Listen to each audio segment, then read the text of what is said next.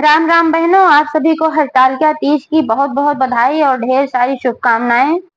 हरतालिका तीज शिव पार्वती का व्रत है और महिलाएं अपनी सुहाग की रक्षा और उनकी लंबी आयु के लिए यह व्रत रखती हैं। यह व्रत भादो मास के शुक्ल पक्ष तृतीया तिथि को मनाया जाता है। लेकिन बहनों, कभी कभी क्या होता है कि यह तिथि 2 दिनों में पड़ती है। तब यह कंफ्यूजन हो जाता है कि किस दिन मनाया जाएगा। यही समस्या बहनों इस साल यानी कि 2024 में भी है, क्योंकि तृतीया तिथि 5 सितंबर को भी पड़ रही है और 6 सितंबर को भी पड़ रही है। तो कई लोगों के मन में संशय है कि यह त्योहार 5 को होगा या 6 को होगा।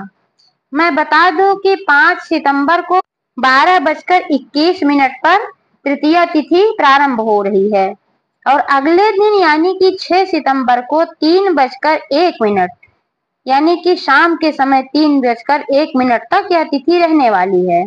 तो बहनों, कोई भी व्रत हमारे धर्म के अनुसार उदया तिथि में ही होता है, तभी फलित होता है। अगर आप उदया तिथि में यह व्रत नहीं करेंगी तो फलदायी नहीं होगा। तो इस हिसाब से आपको यह व्रत 6 सितंबर को करना चाहिए, क्योंकि 5 सितंबर को तो दोपहर से लग रहा है और 6 सितंबर को भले ही शाम तक नहीं है, शाम 3 बजे तक ही है, लेकिन उदया तिथि के अनुसार यह व्रत 6 सितंबर को ही रखा जाएगा। बहनों, इस साल हरतालिका तीज पर कई शुभ योग बन रहे हैं, जिनमें पूजा करने से संतान की तरक्की होती है और संतान प्राप्ति का भी आशीर्वाद मिलता है। जिन बहनों के संतान नहीं है उनको संतान प्राप्ति का भी आशीर्वाद मिलता है। वैसे तो यह सुहाग का व्रत है, लेकिन ऐसे संयोग बन रहे हैं इस साल कि इसमें व्रत करने से और पूजा करने से, शुभ मुहूर्त में अगर आप पूजा करती हैं, जो मुहूर्त पंचांग में दिया गया है, तो इसमें पूजा करने से संतान की प्राप्ति भी होती है और संतान की तरक्की भी होती है। बहनों, पंचांग के अनुसार इस दिन शुक्ल योग बन रहा है, गर्भ वणिज करण के साथ हस्त नक्षत्र का संयोग बन रहा है। इस अवधि में चंद्रमा तुला राशि में रहेंगे। ऐसे में पूजा करने से सभी मनोकामनाएं पूर्ण होती हैं और भगवान शिव और माँ पार्वती का आशीर्वाद प्राप्त होता है। बहनों, पूजा का शुभ मुहूर्त है सुबह 6:02 से 8:35 तक। इस बीच में किया गया पूजा बहुत ही फलदायी होगा। इसी बीच में शिव पार्वती का आप पूजन करें। अब शिव पार्वती का पूजन विधि समझ लें। मान्यता है कि इस दिन मिट्टी का पार्थिव बनाकर शिव और पार्वती का प्रतिमा बनाकर मिट्टी का पूजन किया जाना चाहिए। लेकिन अगर आपने अपने घर में शिवलिंग रखा है, माता पार्वती की प्रतिमा रखा है, तो आप उस पर भी पूजा कर सकती हैं।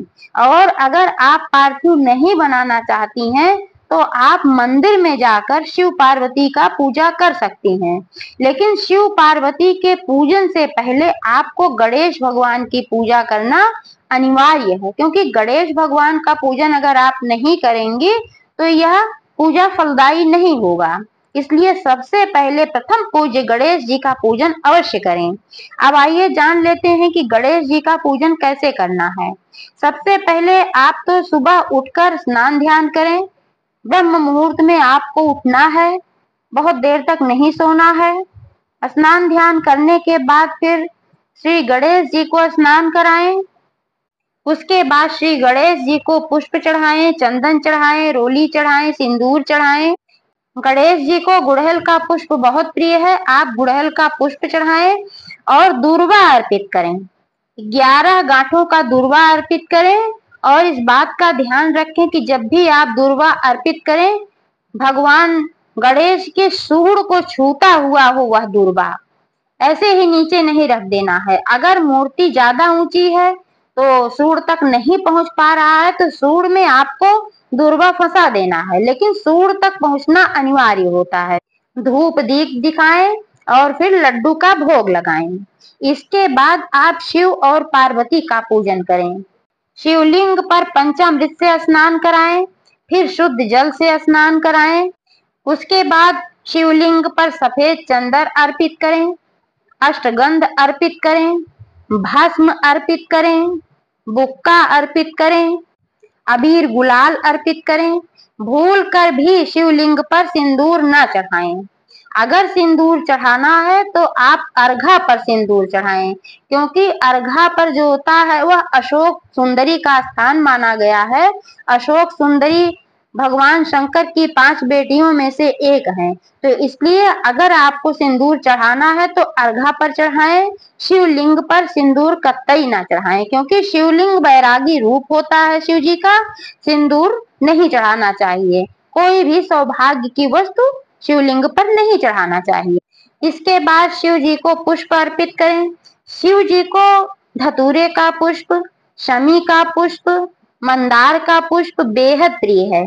इन पुष्पों को अवश्य अर्पित करें। इसके अलावा आप मोगरा, बेला और ये सब सफेद फूलों वाले जो होते हैं पुष्प, इनकी एक माला बनाकर आप अर्पित करें शिव जी को।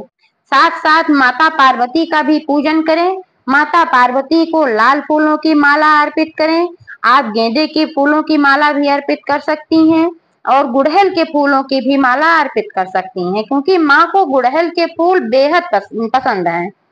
माता पार्वती को पूरा श्रृंगार की वस्तुएं अर्पित करें। भोलेनाथ को भांग धतूरा अर्पित करें।